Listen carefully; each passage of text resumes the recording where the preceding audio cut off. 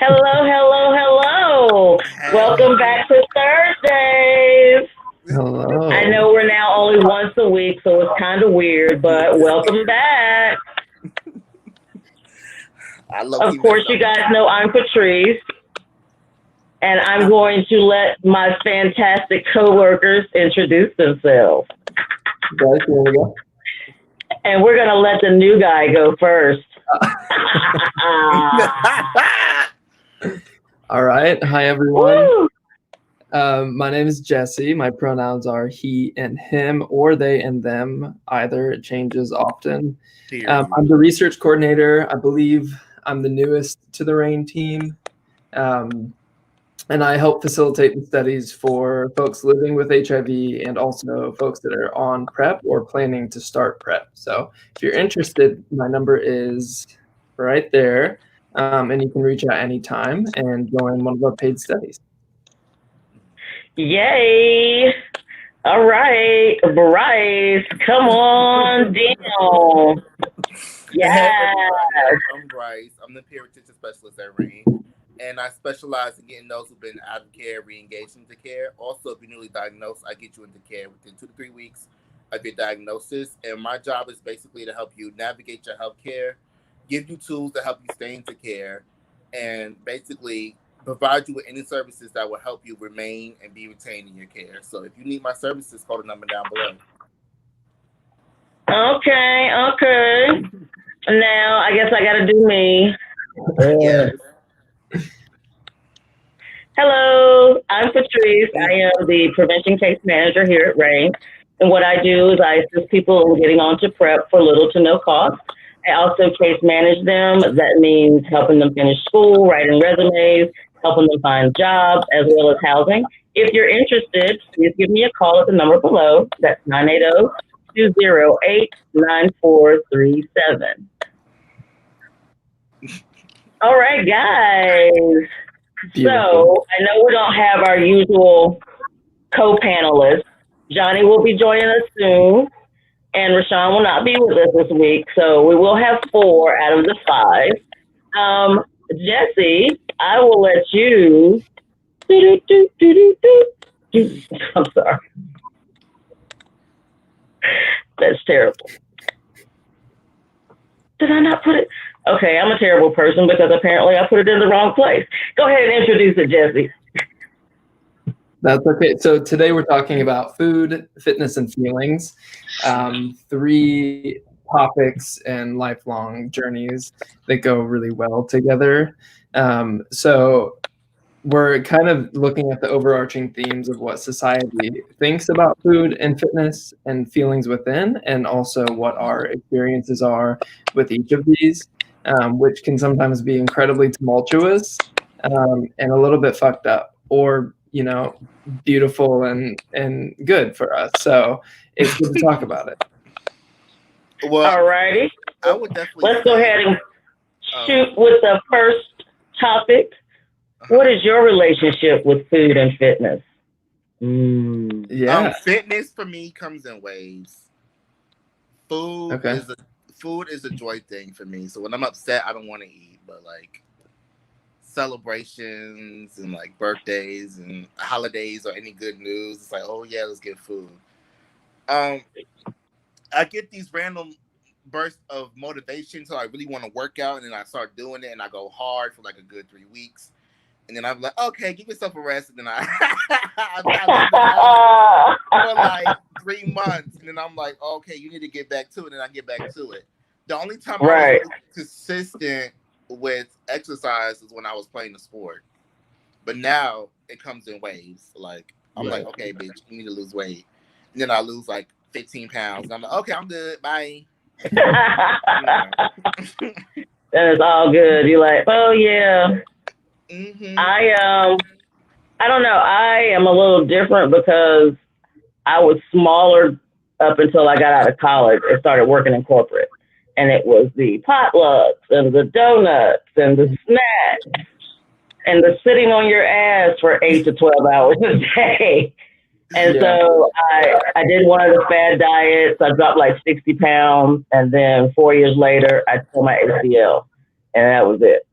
I was done. I didn't get it fixed until like 3 years later. So by now the damage is done, and it's like a slow struggle to get back. It's crazy. Right. And then I'm old too, so it's, you know, double fucked up. You're not old. You are not old, girl. I'll be honest.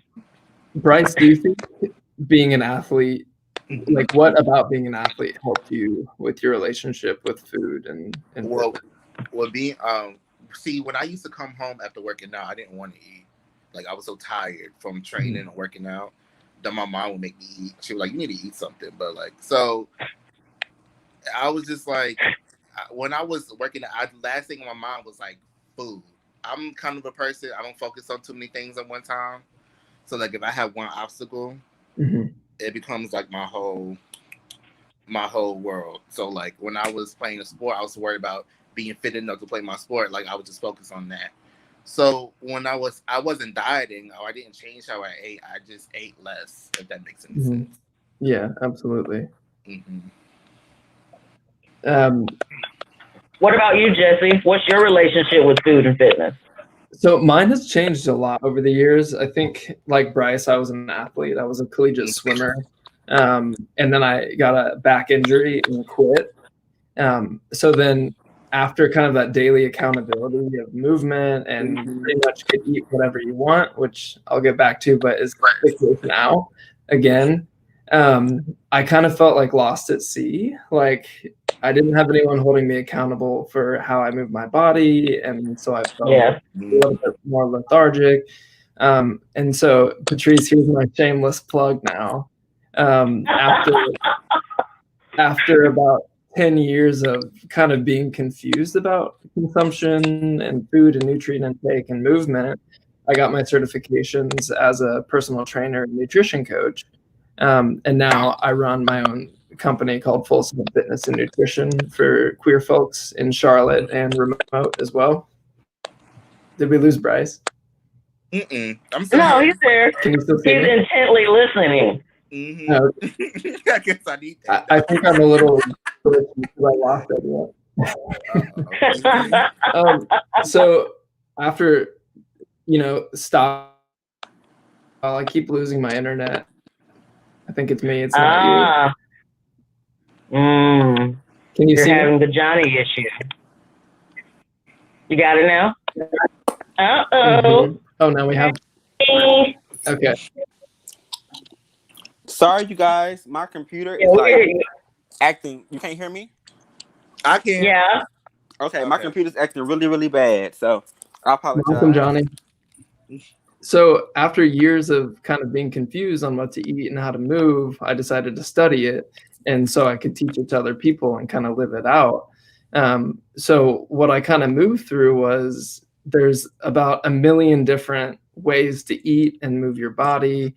And what I came to was my relationship with food and fitness through my feelings, instead of what society tells you that you have to look like or eat or not eat or restrict, which is kind of parlays into our next question, which have you all tried any diets before? And if so, did they work? And if they didn't work, why not?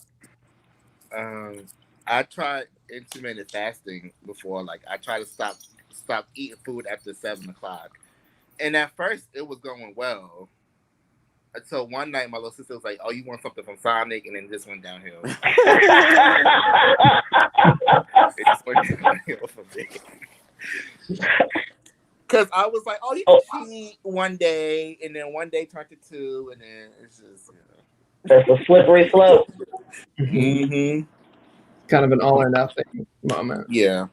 Yeah. I mean, I said earlier, I did Atkins for like 4 months and I lost like 60 pounds, but I was able to keep it off for a few years until I tore my ACL. So for me, it worked, but I also knew that I had to take into account my carb intake because I love carbs, rice, pasta. Pasta is my favorite thing to eat.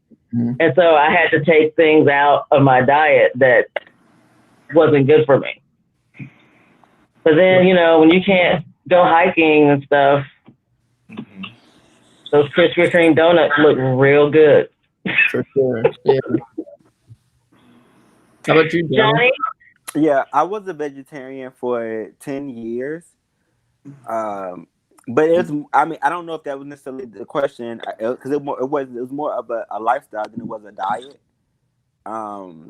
And I stopped because at 24, 25, 20, about 24, somewhere around that time frame, like I was like 100 pounds, soaking wet.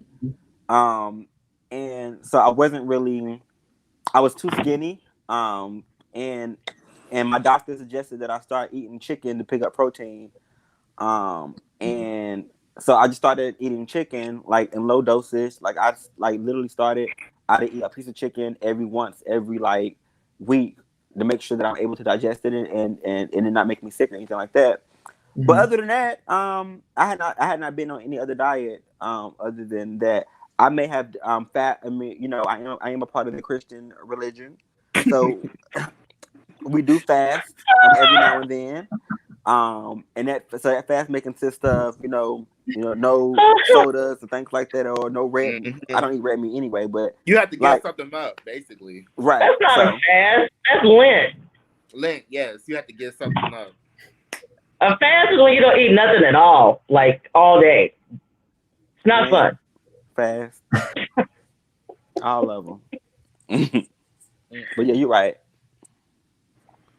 So I didn't give up food. I gave up liquor. So, anyway. So what kind of like what pushed you to try out a diet when you did? So when I was vegetarian, I guess if I can count that, is it okay to count that? Yeah, I mean, I think any kind of restriction or counting or any of that would count as a diet. Yeah. Okay. So I got sick real bad, and I think after that I just wanted to like spew like healthy and wellness and things like that. I also had watched prior to me being a couple of days before me getting sick real bad. I also watched what was that show? It was called it was a show about McDonald's. Super Size Me. Oh yeah. Super Size Me, I think is what it was. And I literally got disgusted. I got this meat turned me off. So I stopped eating it for a very long time. And then I think by 23, 24, when my doctor said that I was too skinny, I had forgot all about Super Size Me, and I just started eating chicken again. And it just happened like that. So But you still don't really eat meat. You still eat mostly vegetarian stuff. Yeah, I still do. But I'm a big chicken eater now, though. Like I test some Patrice, I would test some chicken wings up. Like, and that's just it. Like you know how like I'm like that ghetto date that you take out, and they order wings off the menu. Yes, I'm definitely. I love chicken wings. Yeah. What's wrong? I'm getting wings. Greedo too. Like he can eat it every day if I let him. He loves it. They good. I think what started a diet for me is that I've always been big, but this is like a point in my life when this is my biggest. So I want to get down like back to what I was freshman year of college. Mm-hmm. But it just seems like now it's so much more harder. And I don't know. I'm like, I move, a bitch hike. You know, I can still move. It's like I'm retaining it. I've been the same weight for 2 years consistently. I didn't gain, I didn't lose. So yeah. It's hard though. I want to see that split though. Oh, come on. Hold on. If you bust down, I hate you so much. Why? I want to see this split, girl. Let me see this split. No.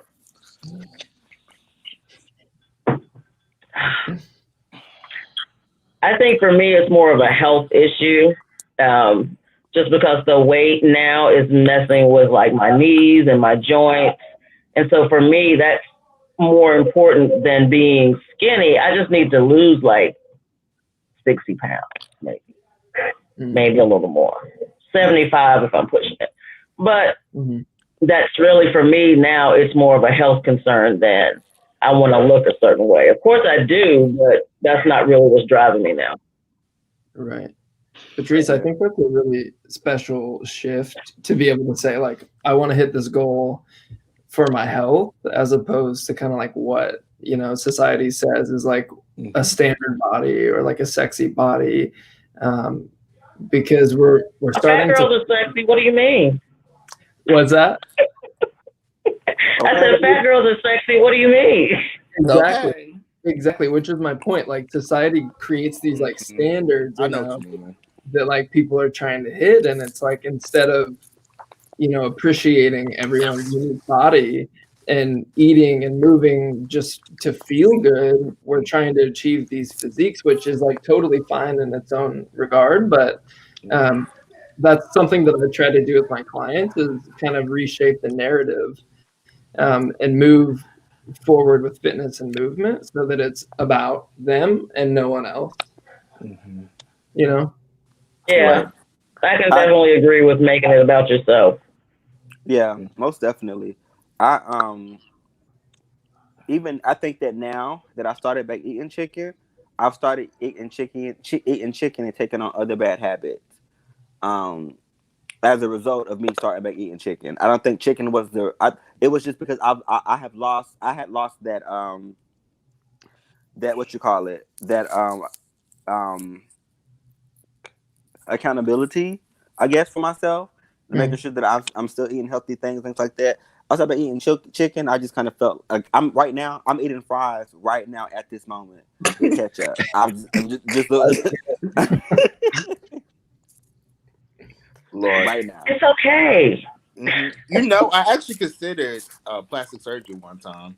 Like, really? Did you? I'm still considering it. Like, I looked up male BBLs, Brazilian, but I watched people's recoveries, and the recoveries is what scares me more than the surgery. Like, that's 6 weeks of hell, and like they had to like massage your body and drain it. You have to wear like a faja. It's just a lot of work. And even still, I think that those surgeries, people don't understand the work that goes behind that as well. Because my friend just had the gastric bypass.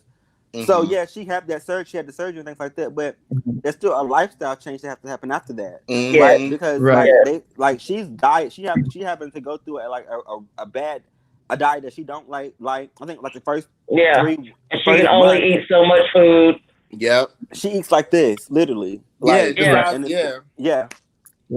And so, she probably don't get through that. My sister did that, and I watched her do it. And even before she had the surgery, they had her working out and stuff. But after the surgery, like, she would eat like, it wasn't even a handful of stuff. She would eat like a capful of something, and she'd be done. Yeah, done. Yeah. But then I've also met people who have eaten themselves out of their surgery. Those are the people that scare me. Yeah, I mean, I think it's like it can be a great tool and maybe a lifesaver for a lot of folks, but I think, like diets, and like Johnny said, if you don't make changes that are sustainable with what you eat, the diverse nutrients you eat, and the movements you do, then, you know, it's just going to be a quick burst and then it's going to go away. So it's more about having the conversation of what can you do that brings you joy with food and fitness that can last your whole life, as opposed to restricting yourself, or doing something extreme, you know, when you don't need it to save your life, or using it as an excuse not to do other things. That's my thing. That's why I want plastic surgery. If they could just cut the tire off. Listen, if they could just take all the fat out of my stomach, that's it. And just throw it away. Give it to somebody that needs it. I'm good. That's it. And I know that's not right, but I just want to start over. And that can lead us into our next topic, Jesse. What is your ideal body shape, weight, and size? So I would love to tack something onto the end of this. So what is your ideal shape, weight, size, and why is it your ideal shape, weight, size? Mm-hmm. So I go first. I actually like my body size. I do want a bigger butt. Yes, And things like that. me too. And not because of the reasons that people think. I want a Mhm. bigger, like I don't want nobody to touch my butt. I don't want nobody to be in my butt. I just want a bigger butt to look in the mirror and say, "Damn, that's all I want." Like I don't even want you to touch my butt. Like don't even leave my butt alone. Don't even touch it. But I just want it for myself. Like I want to be able. I want to be able to put on a nasty pair of underwear in the mirror and just look at myself. And I also want that. And so as far as body wise, I want that small waist, big. I want that small waist, big hip ratio. Yes. Daddy boo, for real. That hourglass shape. Pump bottle. A Yes. flat stomach, a flat stomach, and yeah. That's what He I want. said he need all of that. I need all of that. I want to be 220. I want to be built like a linebacker. Mm-hmm. Why?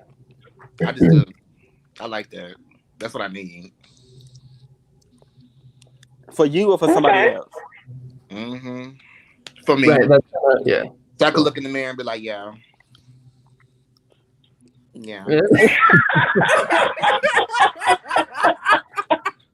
Like, yeah, that's me. That's me. Yeah. That's me. Yeah. Wow. Mm-hmm. Oh, that's funny. That's what I need. Somebody said, Jesse, before somebody else go, somebody said is brown food better? I'm not sure what that was in relation to. Like but brown rice, brown bread. I guess like if you're talking about like the glycemic index, like how your body absorbs certain carbs, like white enriched flour rice versus brown rice, then generally that's true. Yeah. It'll keep you fuller longer, and it'll give you a lot more energy longer. So I mean, I always choose brown rice over white rice, but I think it's also like sushi what do rice you with like brown to eat? rice. Right. Right. Sometimes white rice just tastes better. Yeah, I mean, I do like brown rice. I also like quinoa. Like that's my new thing. Mm. It's a great one. Yeah. Quinoa's super high in protein too. Nice. Nice. Patrice, what's your ideal body shape and size? Oh,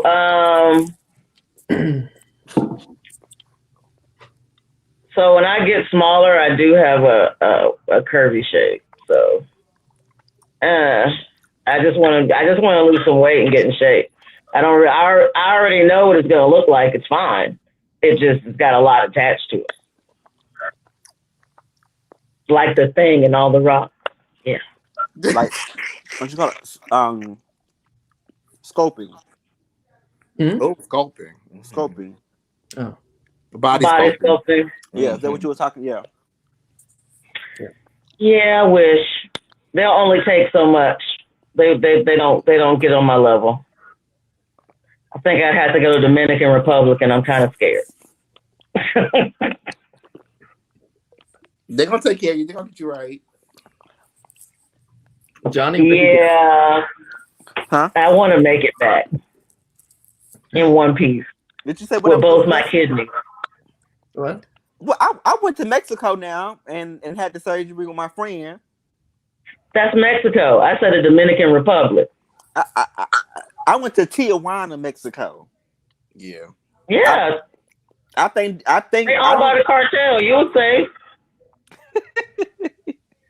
It was good. Yeah. Okay. My thing is, I'm not trying to necessarily be skinny. I'd rather be a little bit more muscular. My thing about losing weight down fear is like having excess skin and then needing a tummy tuck. Like, right. I don't want that. That's what I'm worried about now. Because if I lose like 60 pounds, it's going to be real mysterious. Really, Johnny? That's what we doing. Bedroom eyes. Because I will get a tummy tuck, but that recovery. Ooh. I mean, doesn't sound fun. you know, I got a high pain tolerance. It's all right. Jesse, what's your ideal?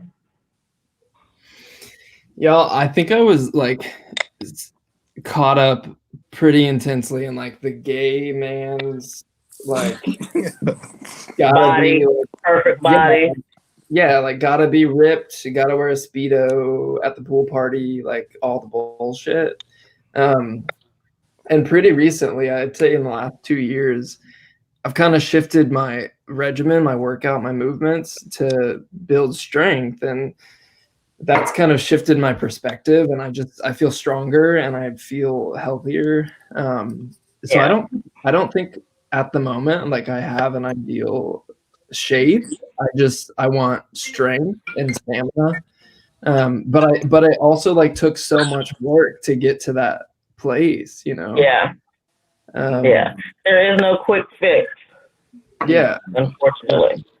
And so that's like I've tried really hard to like make every single thing I do like fun and enjoyable so that I keep doing it, you know? Yeah. And I'm not buying into these like 30-day like rock hard ab challenges. Get ripped. Yeah, get ripped 90 days. Like I was funny stuff. I was just about to ask you that because I'm going somewhere next week, and I was trying to see if I can do like some push-ups for a couple of days, and like just and I ain't trying to get ripped, but like just to show like a little bit of results. I like just something. You can like get that swell up before like a picture, and you can do like these like bodybuilders when they go to competition, they like carb load and stop drinking water, and definitely would never recommend that for a picture or whatever. But I think the point we're gonna try it. Yeah, don't. Lord. So I can't do like 50 push-ups a day for 7 days and see any results.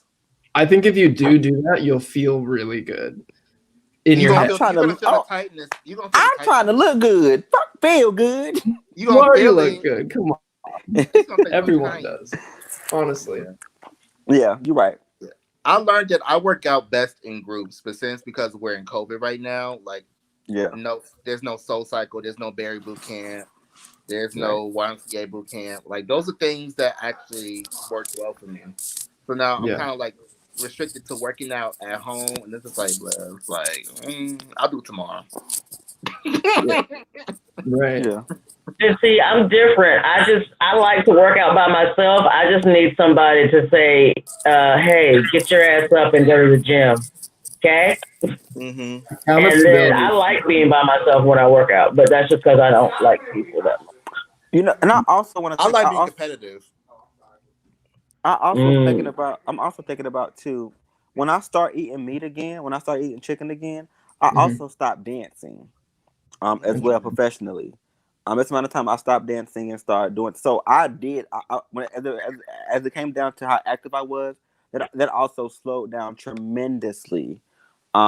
Which is I think that's why a lot of my weight kind of picked up real fast. Do you think eating chicken slowed your metabolism down? You think and made you tireder? No, that may have been the case, but I also know that me being active was non-existing.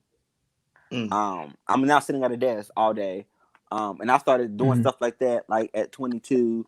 I stopped really dancing professionally, stopped teaching dance, things like that. I started sitting at desks and working. So I think that have a lot to do with why I picked up. And I ain't saying I'm like overweight or things like that, but I'm not where I would like. Matter of fact, I am overweight for my height. Join the club. That's according to my doctor. But I do want to at least get back comfortable with my BMI. I know that right now it's not where I want it to be. Oh God, so I'm off the charts. Can we take a brief dive into BMI? Yes. Please. So BMI it's height and weight, right? It's right. A very old measurement studied by a white dude using only white subjects. So the measurement itself is completely racist, one. And two, it doesn't take into account the myriad other health aspects that can gauge our health more accurately. So, I mean, I just took our daughter to the doctor, and they gave her BMI, and I was surprised, and I said, "We're still using that."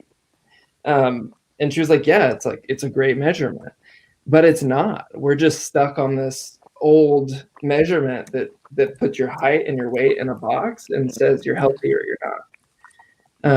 So I definitely encourage folks to move away from BMI because it really isn't indicative of your health at all. That supposed weight and height doesn't work either. When I was 150 pounds, my doctor would be like, "Well, you know you're overweight." I look hungry, bitch. No, I'm 5'2". I get it, but no. Yeah. At 120 pounds, I look anorexic. It's not right. I haven't seen 150 in a month of Sunday show, so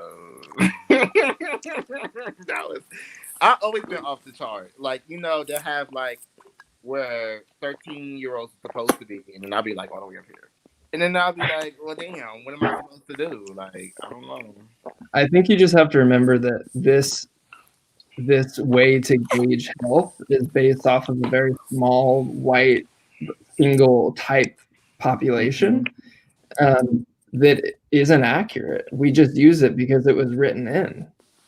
Yeah. So I definitely encourage people to move away from those measurements because they don't gauge how many different nutrients you're eating. They don't gauge your mobility. They don't gauge how often you move. They don't gauge your cholesterol. It's a really toxic measurement, and it's a racist measurement too. Mm-hmm. It does hurt your feelings. Yeah, and no one likes to see like being off a chart. Like, but I just went to the doctor the other day. I was gonna cry. It wasn't right. Yeah, girl. It wasn't right at all. Right. Yeah. And then we missed the conversation on like, how do you feel? Like, because you can be a heavier weight and feel better, which is more important than fitting into some size that you feel like shit in. Right. Yeah. I went to the doctor and they stopped using pounds and they started going kilograms. So when I stepped on the scale, I was like, "Oh, this is broke," because I ain't been this skinny in a while. But he was like, "No, we're not using pounds no more. We're using." I said, "Oh, okay, so it ain't broke. Never mind." So I guess they're trying to find ways to make people feel better about their weight, but it's still once you sit down with the doctor's still gonna be like, "Oh, you're obese." So it's like, right. What is it to say? What is it to do? Yeah. I actually became more confident when I gained weight, which is weird.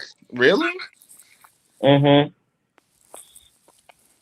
In front of other people, especially like around people I didn't know. Because I used to be like very withdrawn and didn't talk to people. But when I started gaining weight, that's when I started talking to strangers. That's interesting. I think that because when you're big, your personality is forced, you know, because skinny bitches get to sit there, but when you big, you have to talk. I guess. I do feel like as far as the I think there have been a lot of growth in the gay community as it relates to fitness and size. I think that now I feel like that guys are more okay with not seeing or not looking to go out and date somebody with rock hard abs and things like that. They're now looking for curves. I know I love me a stomach every now and then, things like that. And I've heard that. I've been hearing that a lot. You know what I'm saying? I've been hearing my peers say that a lot. I've been hearing the people in my social network say that a lot in regards to, it's not just about somebody that looks skinny and got the muscle, things like that. Yes, not saying there aren't people out there that still look for those things, but I do think that at a time when I was 16 and literally everybody that I talked to wanted somebody that had an 8-pack, skinny and things like that and whatever. And now it's like completely different. As especially, Do you think that's more of a societal change? Because like even being bigger has become more accepted as sexy and being able to wear fashion and stuff. So do you think that was part of the reason why I think everybody started doing a shift of kind of being more okay with being more attracted to people that weren't so perfect? I think people have always been attractive. It's just okay now to say that you're attracted to that. I agree too. Right. Yeah, You know what I mean? Yeah. I think there's a shift, but I think the shift is, like Bryce said, just kind of being aware and more able to talk about what you like. But I don't think the shift is like has gone far enough yet. There's this whole concept of like body positivity, but there's also movement of body neutrality. So changing things, like when you see someone like, oh, you look so good, like have you lost weight? But really, like, where does that go? Because if they lost weight because they're insanely depressed, or that's probably not the right way, but morbidly depressed, or had a breakup, or are sick, then it's not a compliment, one. And two, it might take them back to an even worse place. So I think there's small movements happening. I think body neutrality is happening, and I think that's really good. But I still think that we have a massive way to go for acceptance of all bodies. You know what's been very interesting to me that I've been running into lately? I've been running into a lot of chasers. And it'd be like guys who are like really fit in the gym, put together, and they want somebody that's like big. And they'd be like, oh, let me see your stomach. Let me see your chest. I'm just like...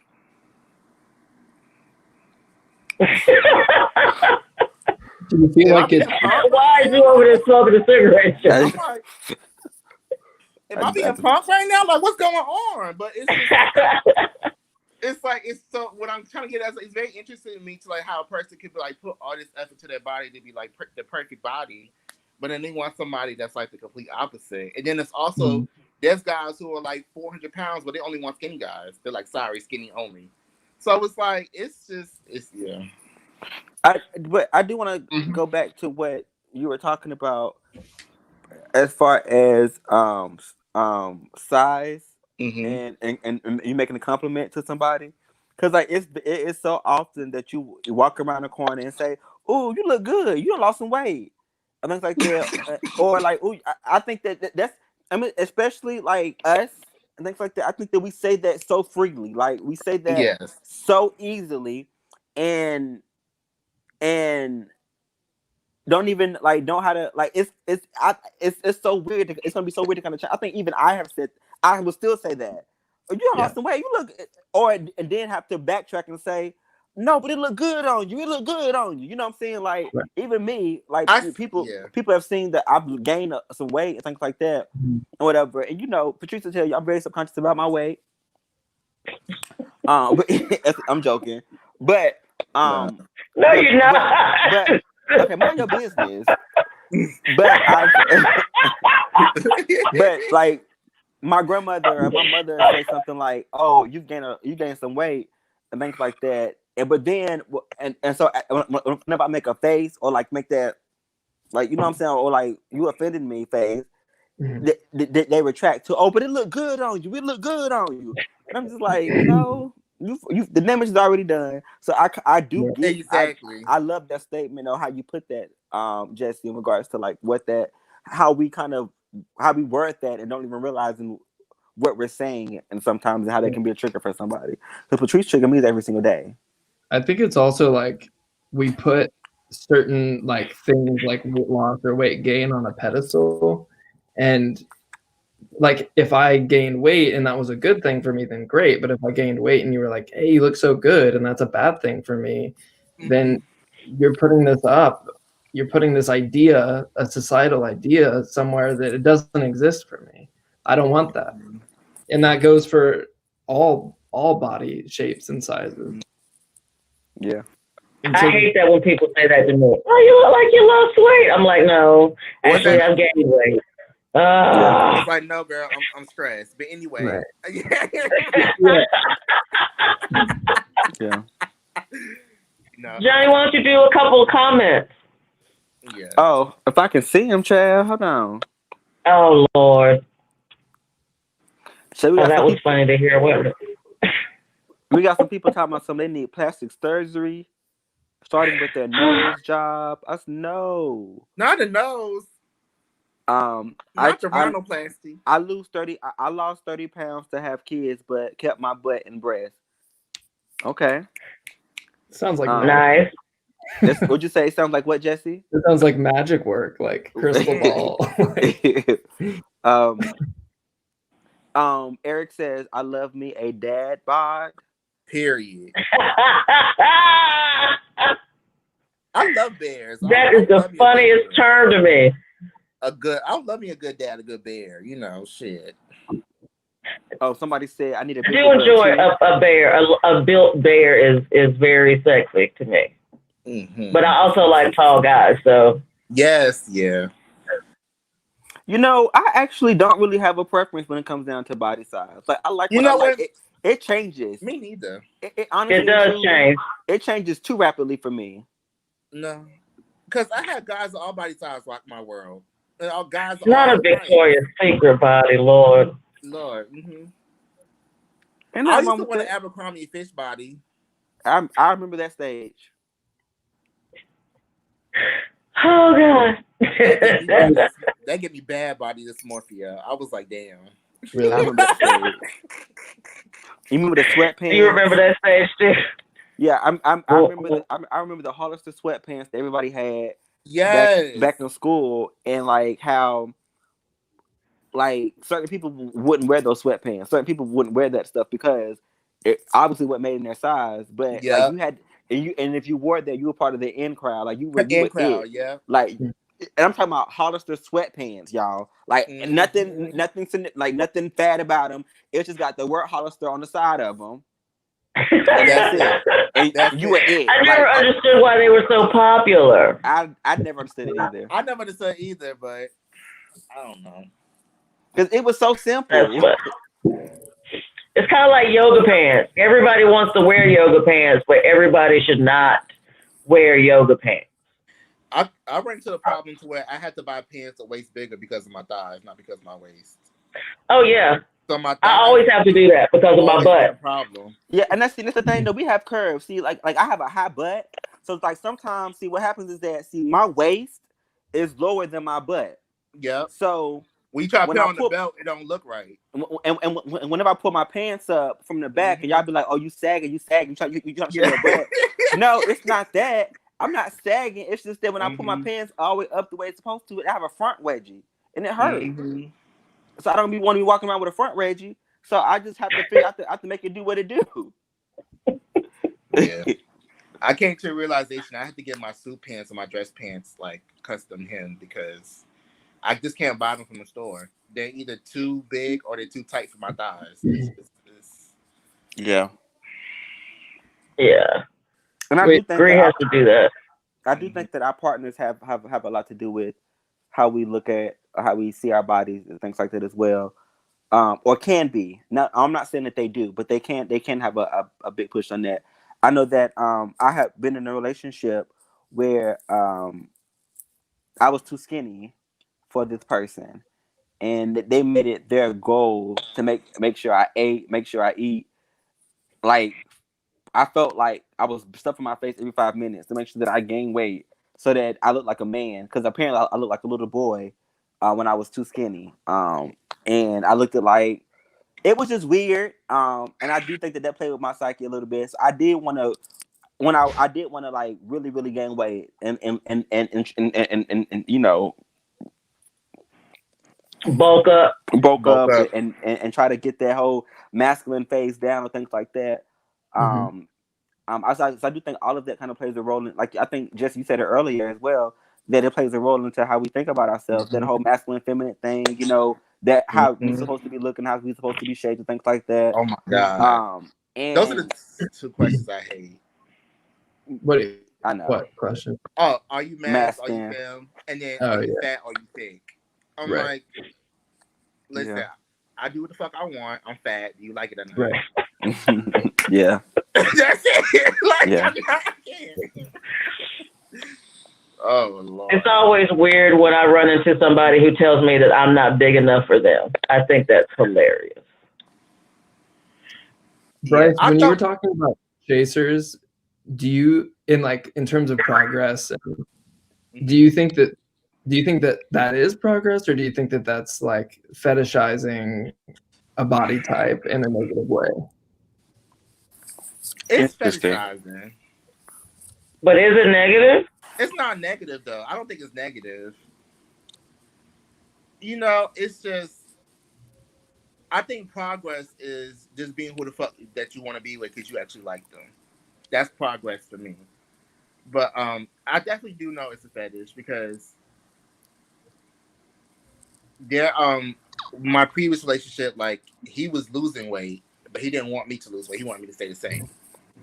So I was like, I want to lose weight for myself, but he wanted me to stay like the way I am now. So Yeah. Yeah.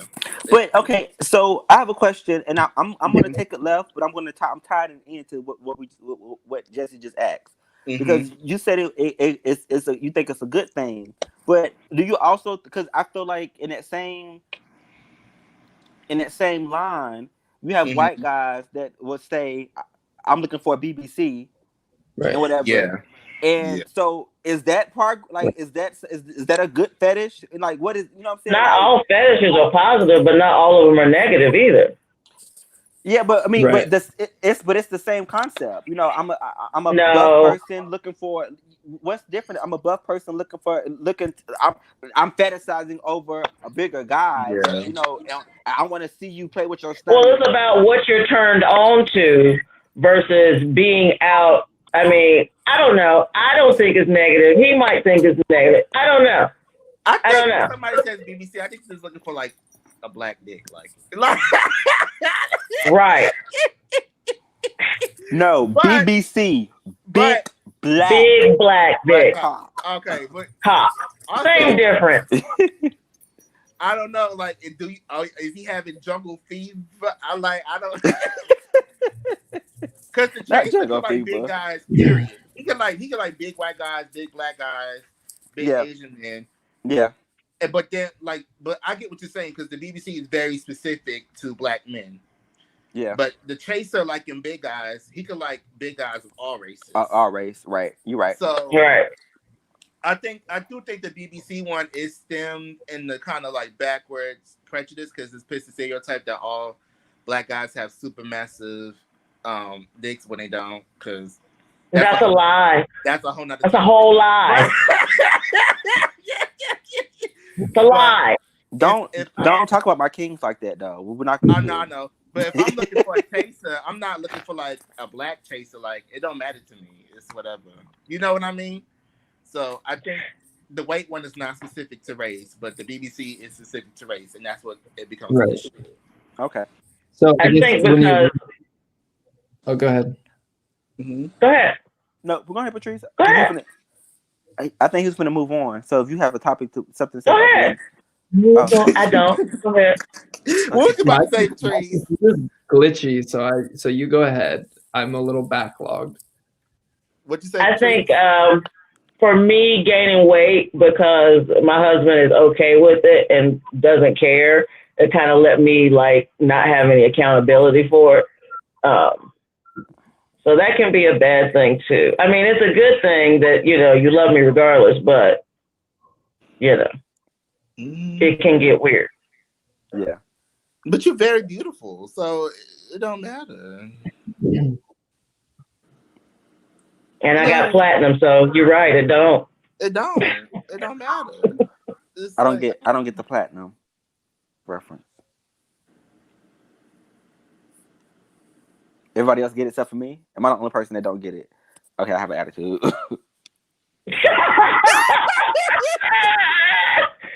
He said he got a whole. Jesse didn't say he understood it either. So y'all together. I thought you were talking money, so if I'm wrong, we're both It is a out. form of currency. Yeah. Okay, well, Is it a form Johnny, of? I'm still Johnny, lost. I'm lost. Yeah. I don't know. Patrice, please explain to the children. What? So there used to be a saying that said, if you have pussy, you should never be broke. Oh. Yep. Okay. Does that apply to bussy? I think so. I think that's the thing. Good stuff is good stuff. Hey. You're not wrong. That was actually kind of. I have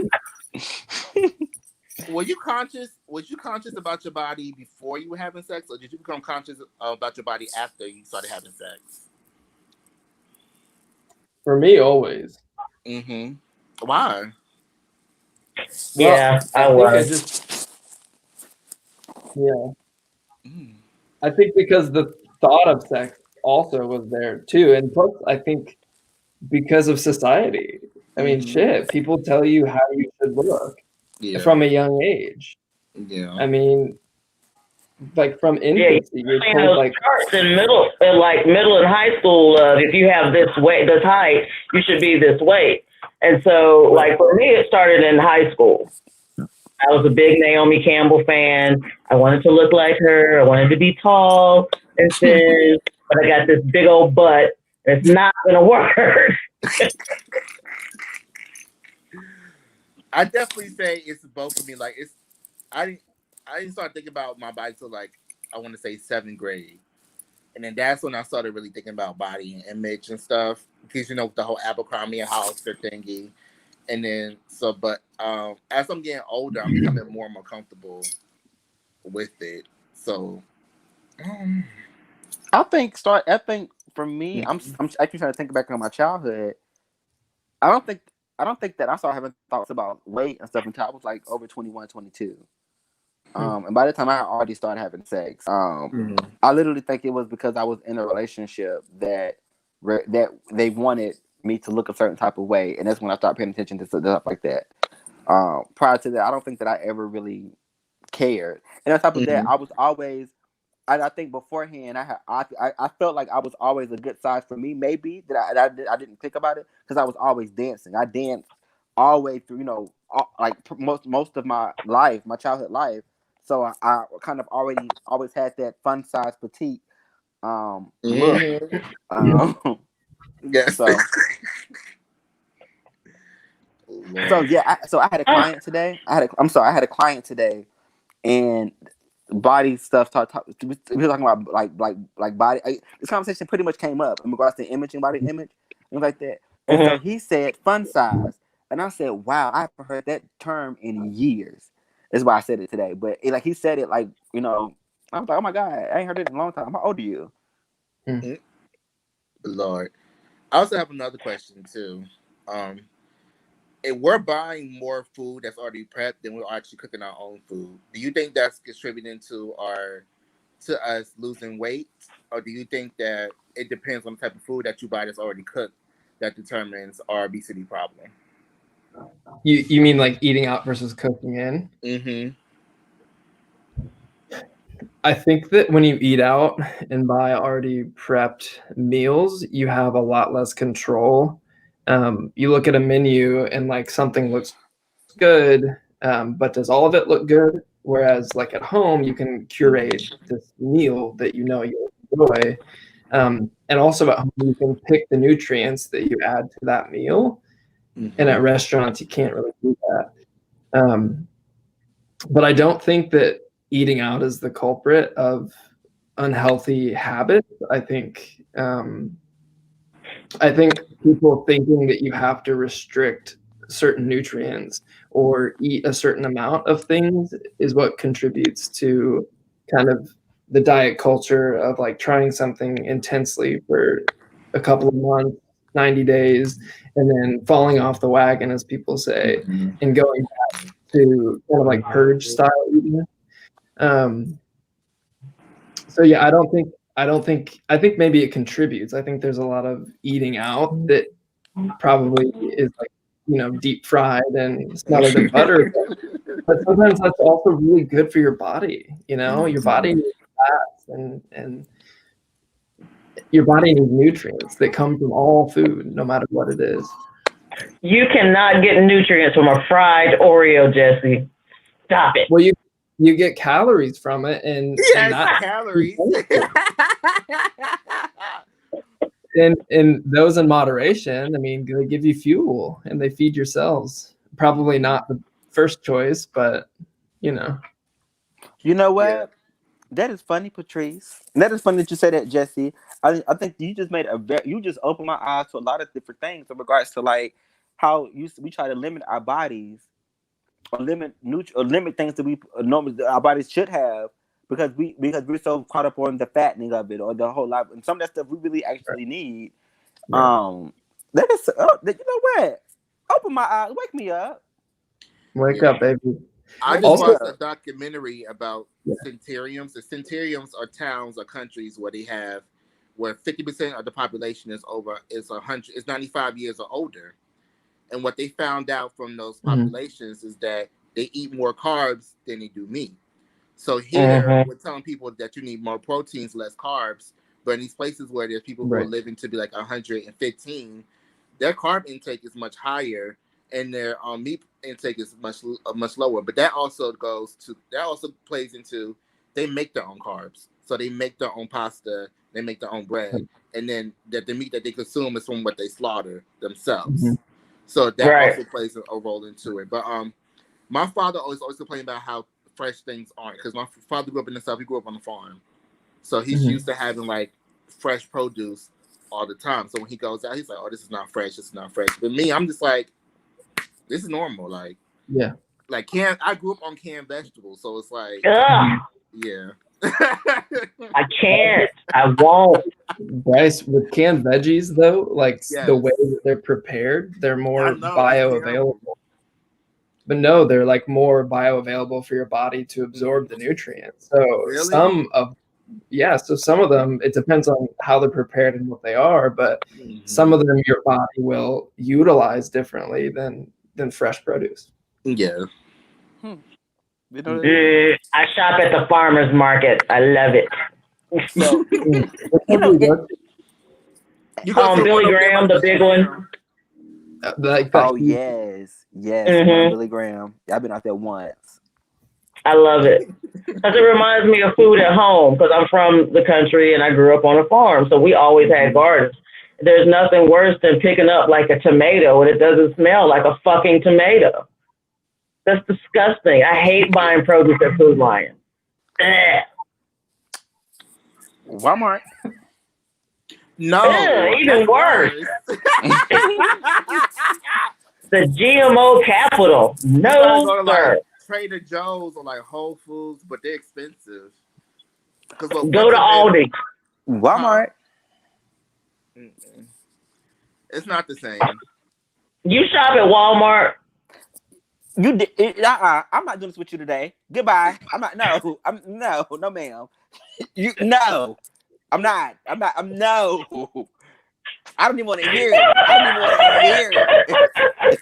Yeah, I think my last question is: do you think body positivity can be a negative thing?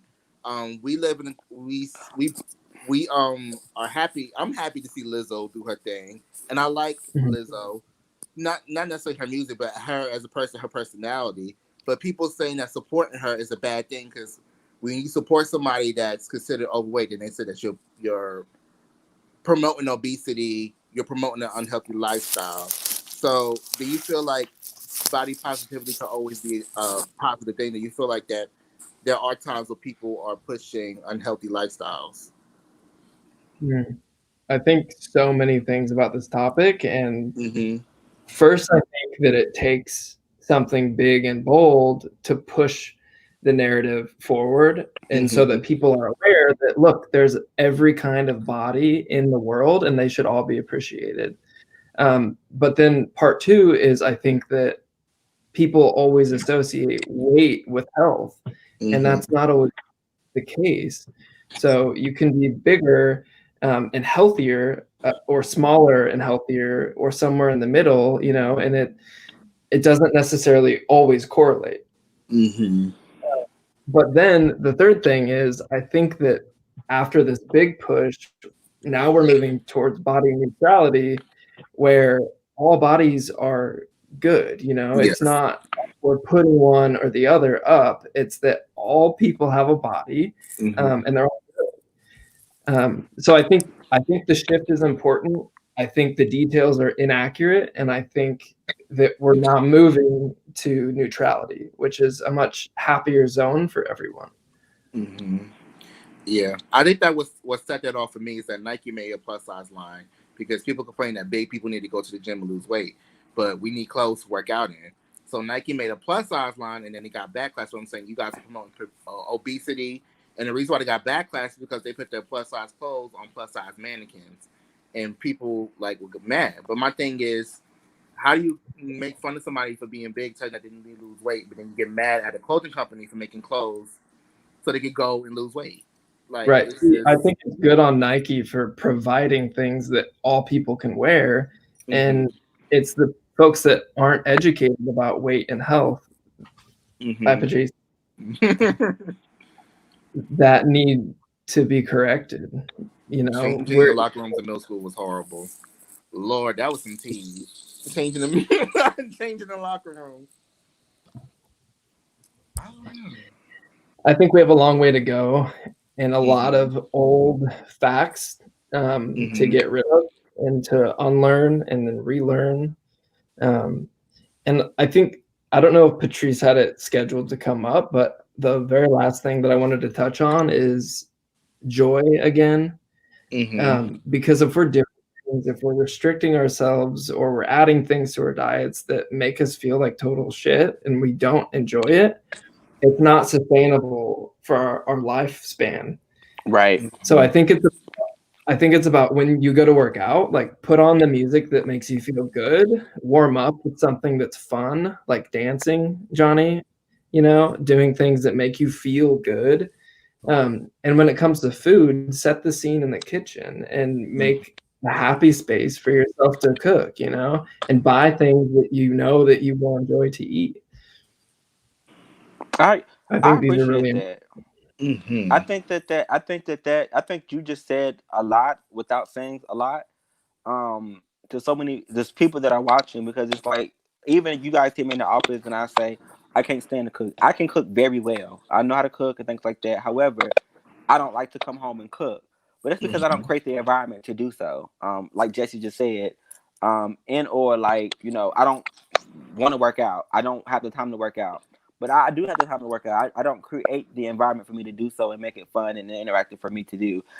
So I really appreciate that, and I'm going to try harder to create my own environment to make sure that it's something that I would like to do and want to keep doing because it's all about consistency, and I think you said it's all about sustaining. And a lot of times, like I would go to the gym. I have a gym membership right now today.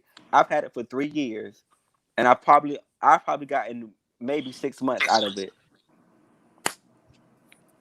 Yeah. Well, And Well, Johnny, you you were better talking cancel about that.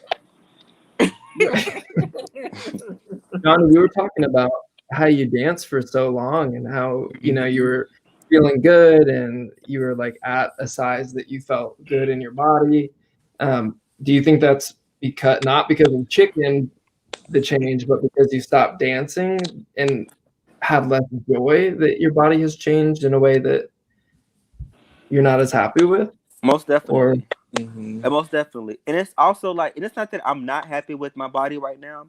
I think that like because I've gotten a lot bigger than what I was, but also I've gotten a lot bigger healthy wise in regards to like you know um muscle building and things like that. I think that I built a lot of muscle. It's just right now it's not toning up the way I want it to. Mhm. Um yeah, and that's pretty much it's not necessarily me looking to make a dramatic change. I think it's just the tones, the things that I need to tone up on is what I'm kind of looking to do or what I'm looking at mhm, of kind of what I want to be. But as far as weight wise, I think I'm exactly where I need to be, even though I'm considered overweight. That's with the scale. But I think that I'm exactly where I need to be. I think I look good. I just need to tone it up. Mhm. I think definitely for me, I want yeah. to And get as to long this. as you feel good, you've arrived. I mean, Yeah. That's true. What were you about to say, Bryce? Oh, I said I definitely want to get my stamina back. I can't keep up like I used to. Yeah, I wouldn't be able to like not burn out so quickly. Right. But I also had to remind myself that it took time to build up that stamina. So it's gonna take time to build it back up. But, Yeah, and it can be fun too. I mean, it's not like, you know, rainbows and butterflies, but it can definitely be more colorful. fried Oreos taste good. Yes, they do. That was back to when we were talking Frozen. about the Patrice. Oh, Yeah. And I had a fried Twinkie too. How about a Mediterranean diet? I never heard of that. So I've actually jumped on that. The Mediterranean diet? Yes. Mhm. Yes. I've jumped on that before. Where it was definitely just chicken. Sorry, my computer. You said what? His computer is cutting out. Oh. My computer keeps taking me off. I'm sorry. Yeah. Oh, it's okay. So I fell in love with kava. I feel like the kava, if you don't know, is the Mediterranean version of Chipotle. Or the Greek version of Chipotle, however you want to call it. But I used to eat a lot of fish, and chicken, and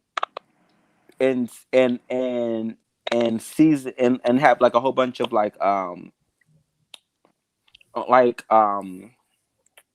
I'm sorry, I'm getting lost. What is that? What is it?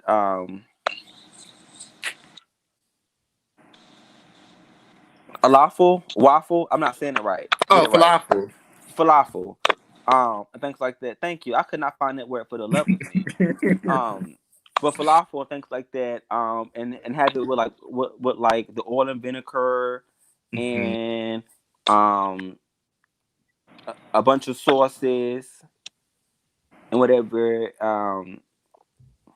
So I have explored that. I don't think I've been in depth into it, but I have definitely explored that. Mm-hmm.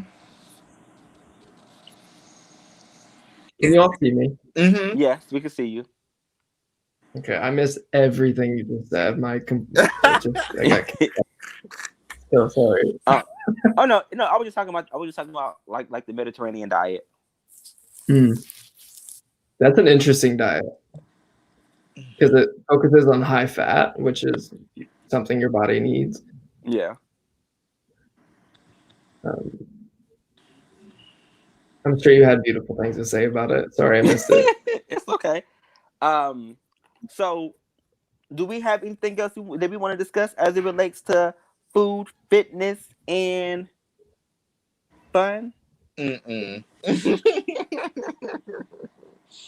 know I need to go to the gym, Chad. That's it. So we're gonna bring this thing to a close then. Thank you guys for joining us tonight as we talked about food, fitness. Am I saying the last word right? Was it fun? Feelings. Yeah, feelings. Feelings. I'm like, y'all gonna let me say this and not correct me? Like how? But food, fitness, and feelings. And I appreciate it. I know for sure that I've learned a lot as it relates to food and fitness. And it really as also in feeling as well. I hope that you guys kind of took away from that about how no matter what you do, if you're not feeling good doing it, you're not going to sustain it. No matter what you do, if you're not,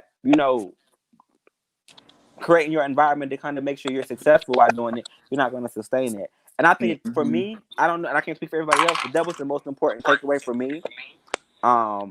Was hearing that, like if you're not gonna, if you're not find something that you enjoy doing, like it's almost like we say, finding a therapist is like finding a good pair of shoes.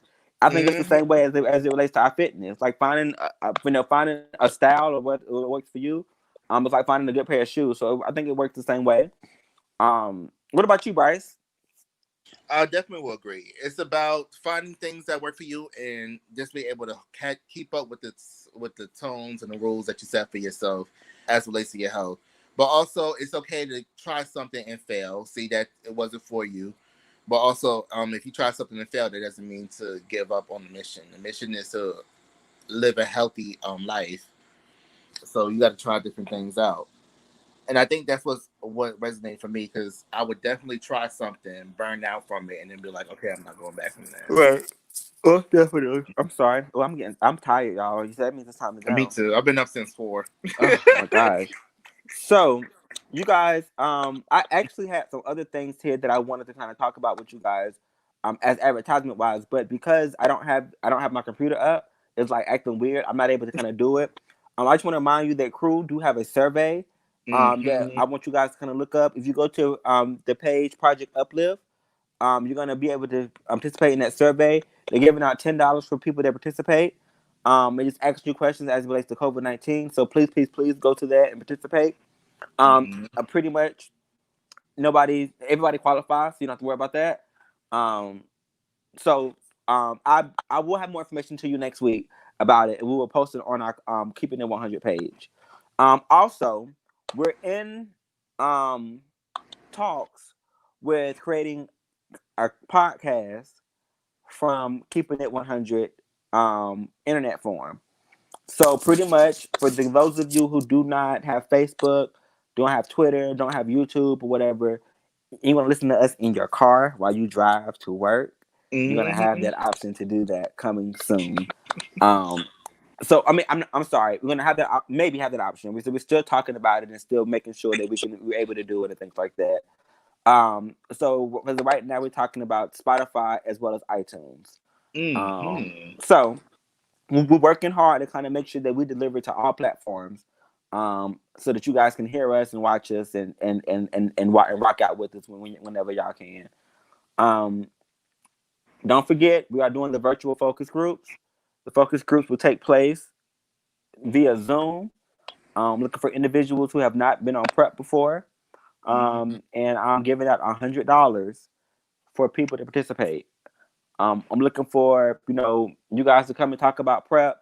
What do you think about prep? What do your community think about prep?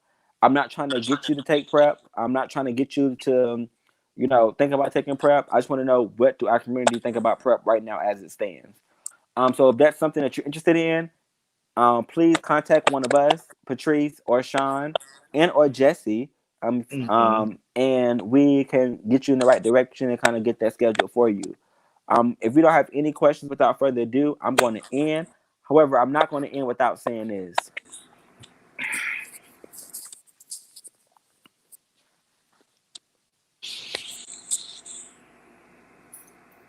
Oh my word. My lightning right.